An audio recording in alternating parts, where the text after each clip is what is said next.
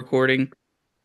I'm just doing this just to kind of provide a little bit of background to no one who's hopped on or anyone who's listening. So the purpose of this is that due to Nikema Williams stepping down for the state chair position, some changes in the bylaws now allowing a full-time paid chair for the DPG, Democratic Party of Georgia. We now have the ability to elect who that will be. So I now have you. So you're running for the Democratic Party state chair position, and just give me your stump speech. Tell me why you want to run and what you have to offer. Yeah, so first of all, just thank you for am I muted? No, I'm not. Thank you for having me. And I know we just briefly spoke. But I'm running for state chair because I believe in a people powered or people focused leadership. Not just in strongholds. And I believe in more so a year-round organizing infrastructure, not just in elections. We know elections, that's a great time to be out. That's a great time to be, in community with people. But the way to that we win elections, the way that we make our party stronger, is to operate outside of election cycles as well. And so, my plan is to bring a unique combination of field-tested campaign experience along with grassroots experience, and of course, that fundraising infrastructure. I plan to bring a new and fresher plan to how we address our fundraising infrastructure. Yeah. So what tell us a little bit about kind of some of the campaigns and races that you've worked on and you've dealt with. Just kind of let us know a little bit about what you've done in the Democratic Party. Yeah, so I started out in campaigns early on. I think I was about 15 or 16 Yeah. when I first volunteered for former President Barack Obama. And so I volunteered in his campaign for both of his terms.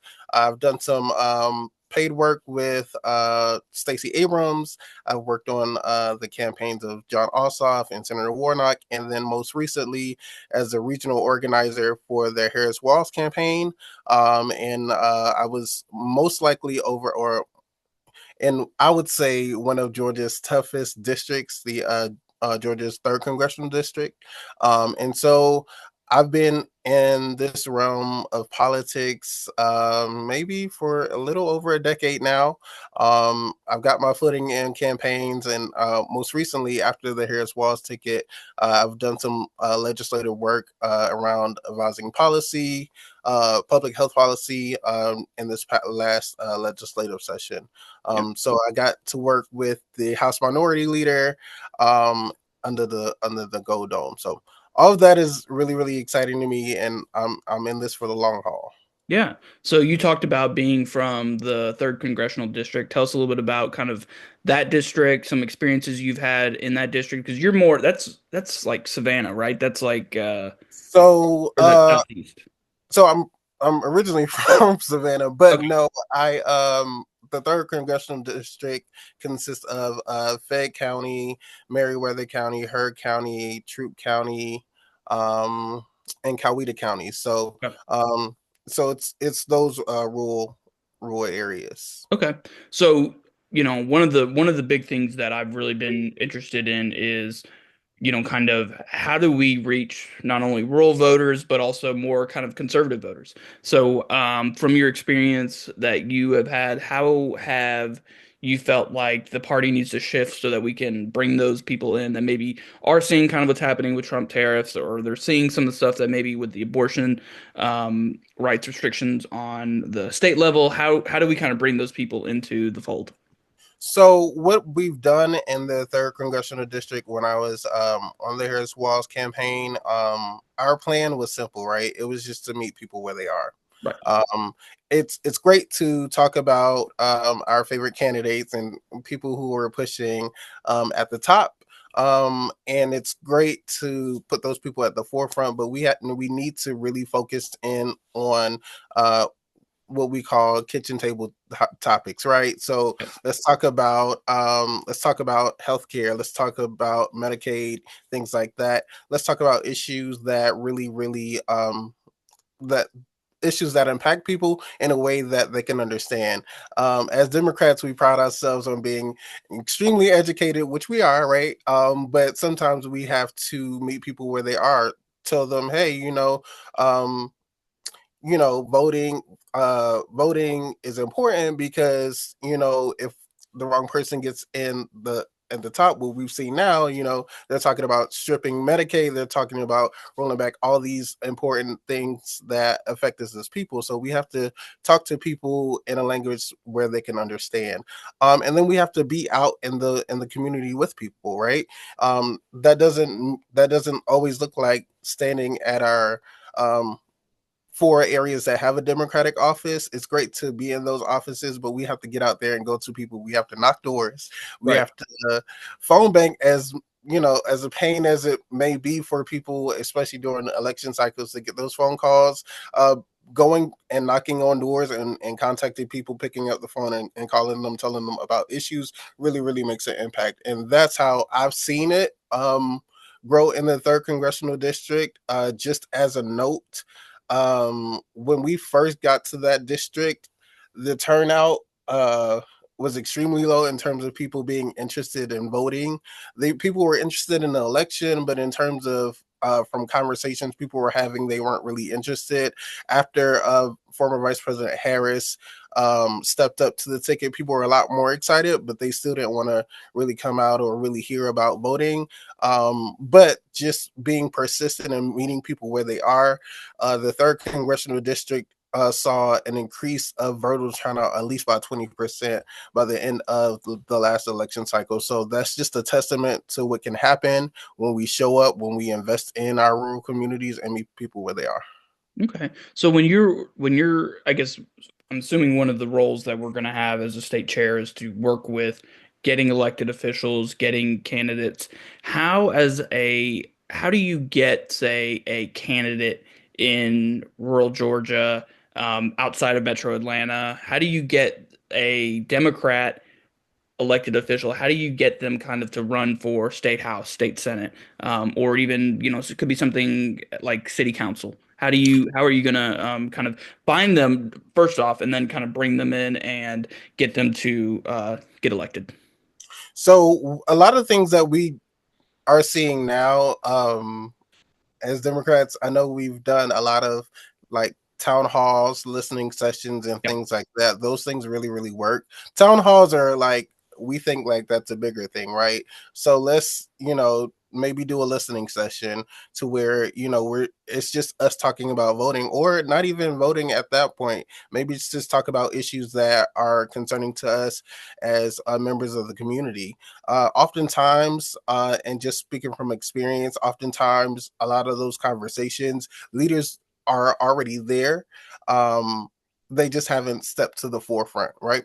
Right. And what I've seen, especially in this last election cycle, those listening sessions are so impactful because people get really passionate about issues that can impact them and will impact them. And so those sessions turn into people being interested in doing research on how to become, how to put their hat in the ring for, a race and etc. And then it branches off from there. So listening sessions are really impactful. Knowing the issues that are on the table, knowing the candidates on both sides of the aisle, right? And kind of knowing the lay of the land. I think we oftentimes miss those low hanging fruit, the listening sessions, but they're really impactful. Okay. So, and I guess maybe this can kind of go into, I'm just going to let you rant. If you want to rant, go ahead, let it all out. So, I mean, I know you've been in the political space for a while. You've interacted with the party. What is your biggest, I don't want to say grievance, because that's not what's going on. But what is your biggest complaint or shortcoming that you've seen of the state party? Because I mean, like, look. I mean, I tell people this all the time. I'm like, Hmm. look, I think, for example, even as a state committee member, I think like it's great that we're there. I think we do have impactful things. Like that's how we got a state chair. But it's like there's so much more that needs to be done. And so one of the biggest things that I always tell people is I'm like, hey, look, we have a very high standard for what we want in the Democratic Party of Georgia. We know, like, I mean, we can win governor in next year, right? We can go back and re-win Senate, which was a huge win. We can do these things. And I think one of my biggest issues is like we're trying to go in and do these things, but it's like we always seem to kind of come short. We always seem to not have the infrastructure in place. We always seem to maybe not be able to engage rural voters, whatever it may be. So like there's always something that people are going to be able to kind of, hey, we really need to do better on this. We really need to work on this. And that's why I'm just curious what you think, because just like with everything in government, there's things that work and there's things that need to be improved upon. So my biggest thing, right, that I am building kind of my campaign around, and it's based off solely what I've seen uh, in and out of campaign season, Yeah. right? Um, and each and every time I've had the opportunity to speak with local candidates, from the school board to the Senate candidates, right? Hmm. And one thing that they've told me in and out of election cycles is we love that the Democratic Party says that we are focusing on down ballot candidates. However, seeing that support and feeling that support is where a lot of candidates feel left out and kind of looked over. Hmm. Um, and so with this last election cycle, we did a really, really great job, I believe. Of course, there are things that we could have done better as a party. I feel like we've done a really, really great job with pushing Vice President Harris and the Harris Walls ticket. I think we did great with that. Where we tend to miss the mark is supporting down ballot candidates Yeah. and then also investing in our rural counties. The Republicans, I have my own view about them, but they excel in rural areas, Yeah. right? Whether they're spreading misinformation or not, they are. But they seem to be excelling in rural areas and they support their down ballot candidates, no Yeah. matter who it is, whether they believe in them or not. And I believe that uh, us on the Democratic side, we have amazing candidates from the school board to the Senate, top down. It's just it's just a matter of us getting to know these candidates and investing in these candidates. Whether it's monetarily, here's a donation towards campaign materials, etc. Or what have you. But I truly have seen in and out of election cycles where that has been a mark that we missed. And I hate to see another election cycle go by to where we missed it again. I Yeah. hate that we missed it this past election cycle. Yeah. Um, but yeah, that's just something that I would focus on, if I were elected as chair. Of course, fundraising is the main job, right? That's the Oh, priority. We know that, we love that. We are going to build on that fundraising infrastructure. The second thing for me would be rural areas and focusing and honing in on how do we support our down ballot candidates a lot better. yeah. So you mentioned fundraising and being able to build out the fundraising infrastructure. What experience do you have in that, and what do you think that you can bring to the table that maybe wasn't there previously? So I think we have to rethink the way that we do fundraising. Of course, reaching out to bigger donors. Um, that's going to be a thing. Of course, we have people who invest into our party, like members who invest into our party. One thing I've seen that I haven't seen as much with our party that I kind of want to do or plan to do is reach out to our smaller businesses. Uh, smaller dollar amounts, they may be small in size but they add up, right? Yeah. I do have a plan to do a fundraising tour if elected, and it'll be from every inch of the state. and to where we're just meeting with local leaders, and doing kind of these pop-up fundraising events, to where we're bringing in. I haven't seen that done with the party in the past. I have missed it, but I haven't seen it done in the past. But that's something I feel like that is fresh, that is new, that's something that's kind of non-traditional that we haven't done before. So what is a state party that you can think of that's democratically, North Carolina, Alabama, whoever it is, that you almost think is doing kind of what we need to do here in Georgia? If I were to just off the top of my head think, the New York Democratic Party seems to be doing some things right that I would like to kind of model. Okay. Um, Maryland, they're doing a little bit. They're turning around a little bit now, and they seem to be getting on the right footing when it comes to like doing things. Um, I don't want to say correctly, but doing having a different idea of like how we approach, um, even messaging around what their Democratic Party is doing. Okay. So first it would be New York.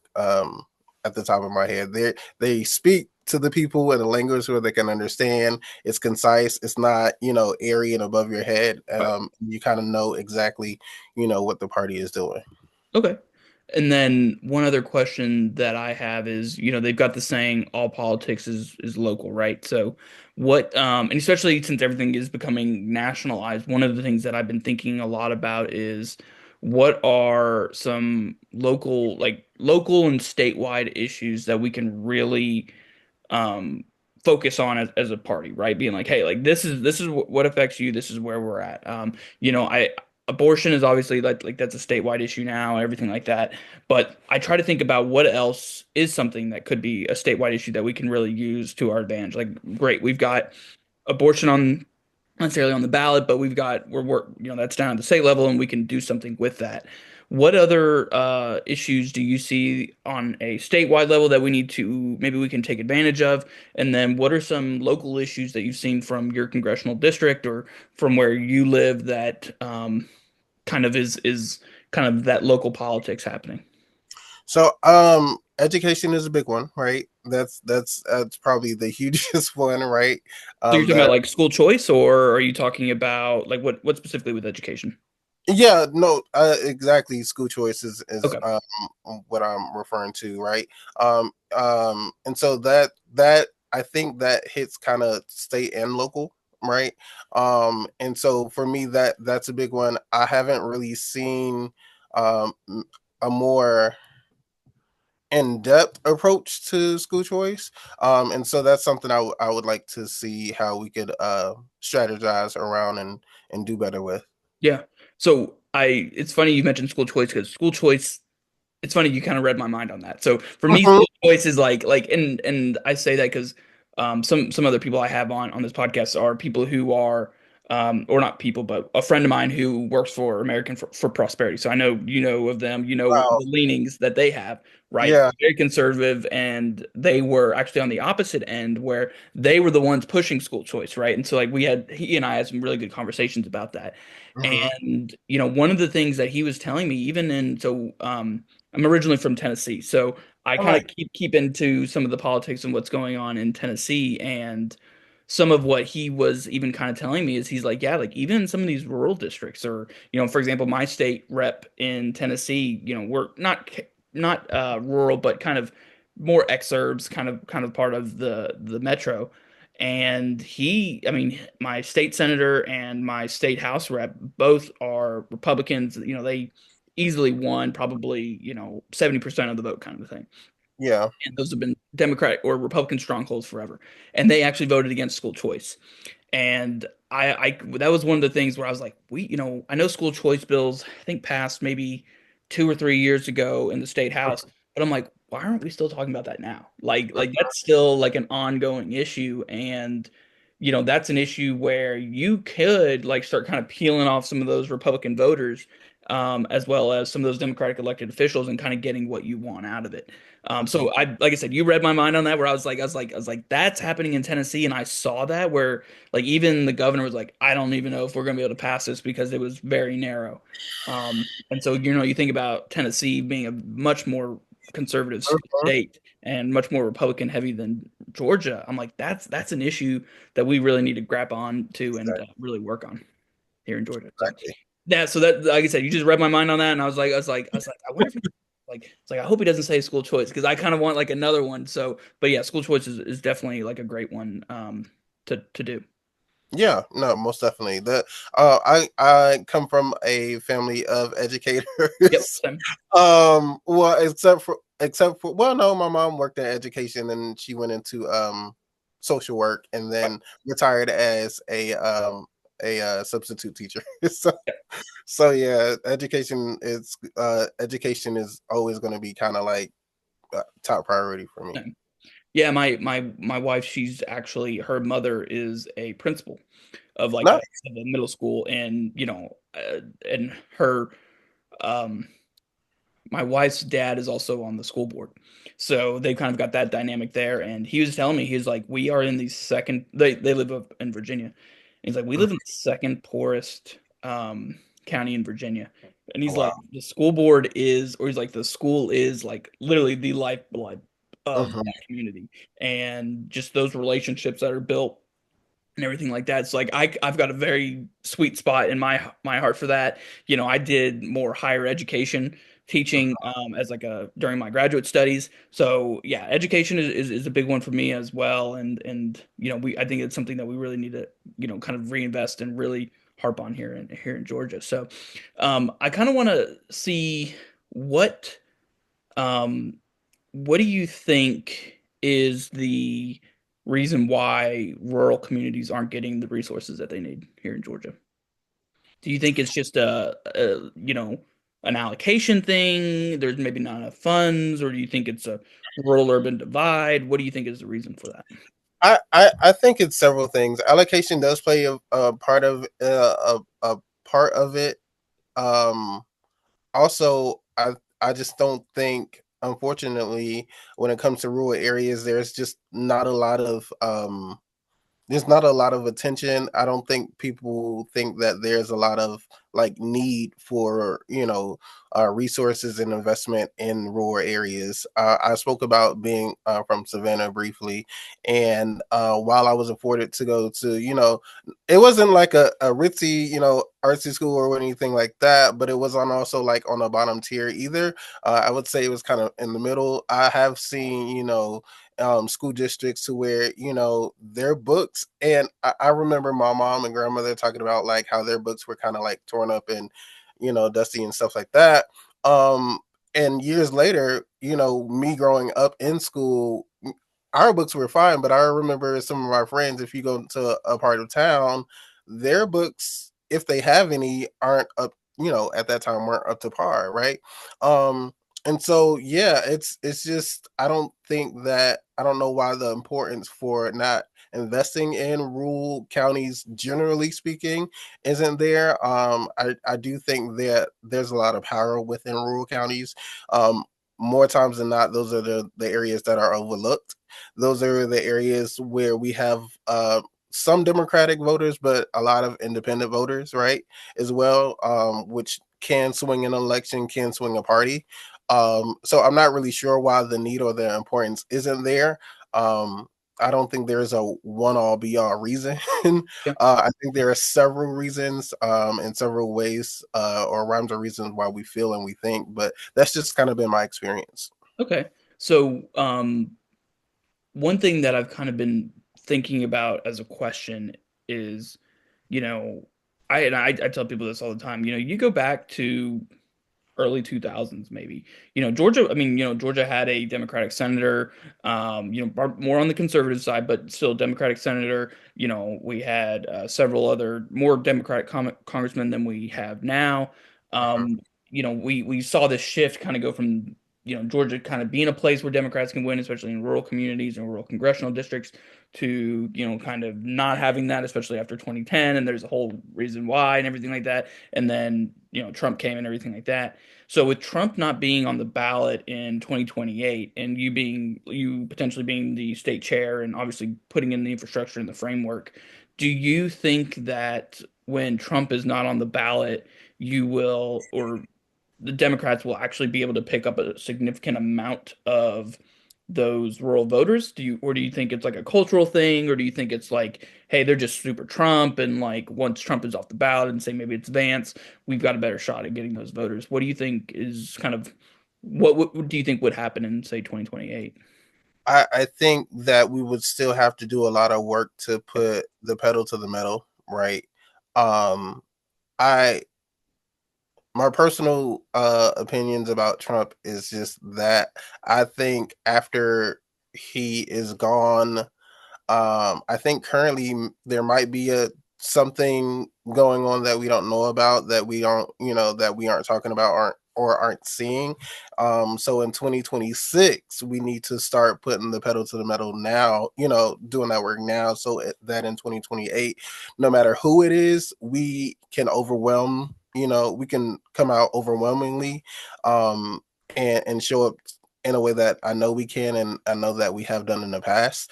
Um, whether it be Vance, whether it be Elon, whether it be whoever, It could right? be anybody, Junior, Donald Trump Jr., it could be anybody. We need to start in 2026, preparing for 2026 now, to put our Congress people in place, to where that in 2028, when we put whoever our candidate is up, they have the support that they need. So I think we need to start. We don't need to let up. Something I had said during the campaign is, just because we had Kamala, running, and Biden graciously stepped down, we need to, keep our foot on the gas, right? Yeah. And that's something that I'm going to continue to say, and have continued to kind of say within like different Democratic circles, even with the young Democrats. I know we are really, really excited in some of those areas and some of those groups, but we have to keep putting our foot on the pedal. We cannot let up. We cannot afford it. Yeah. Um, because I think it's Trump as smoke and mirrors. Yes, he's doing all these things. He's rolling back all these things, but we're talking about 2028. We don't know what they have in store, or trying to cook up. So we need to overwhelm them and show up in a way that Yeah. I know we can. Definitely. So, second to last question. Give me your read on the 2024 election, especially in Georgia. What did we do right? What did we do wrong? What are some growing points? Just lay it out there. I think we I think we underestimated our opponent, right? I think we did a really good job at messaging. I think we did a really good job at pushing people out who probably have never voted before. I think media was great. I just think that we took our foot off the gas when we saw Trump was running again, and we're like, and I'll admit, I was part of the problem. Like, I'm like, oh, he's not going to win. Yeah. Like, he's doing this thing again. Whatever. We didn't like him the last time.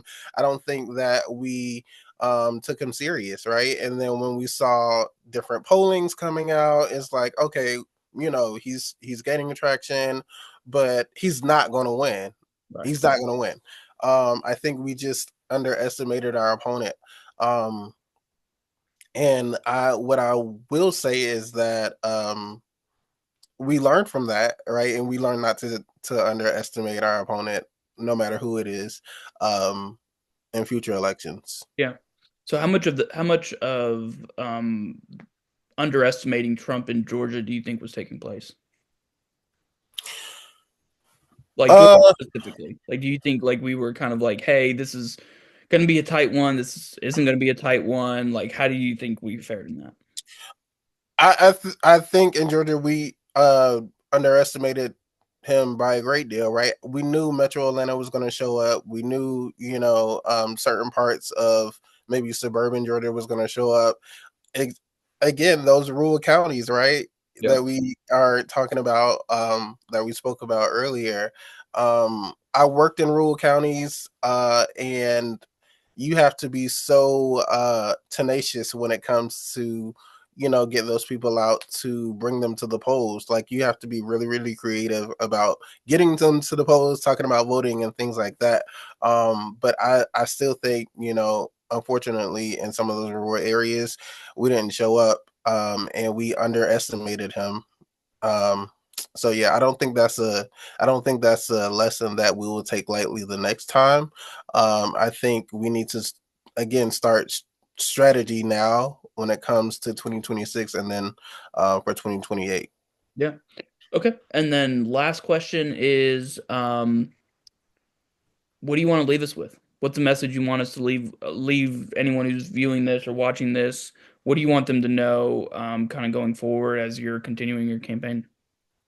Yeah, so I'll leave everyone with this. Again, I've seen firsthand what our party can accomplish when we invest in year-round organizing. I think that's just kind of been the theme of what we've been talking about, right? Yep. In investing in our rural counties. Our our friends on the other side of the aisle, they do really, really, they do a spectacular job when it comes to investing in rural areas. And I know we can do it. I know we've done it before. And so I'm running for state chair just to build a stronger, more inclusive, and a better organized Democratic Party of Georgia. And so I'll leave you all with that. And I thank you for taking the time out to speak with me. Yeah. Yeah, it was definitely fun, and I love meeting new people, especially those in the party, and especially those in rural communities. As I mentioned, like I think that's where God's work is being done. Yeah. It's not. I mean, it's tough out there, and it's one thing. I tell people, it's one thing to go in and South Fulton and talking to vote 90% of voters or whoever it is that's going to vote for you. But it's another thing when it's the flip and you're having to convince someone, hey, like this is why you need to believe in so and so, and this is why we need to elect these certain people. So, like I said, you're doing God's work, and I really appreciate it. And thank you so much for hopping on. All right. Thank you so much for having me.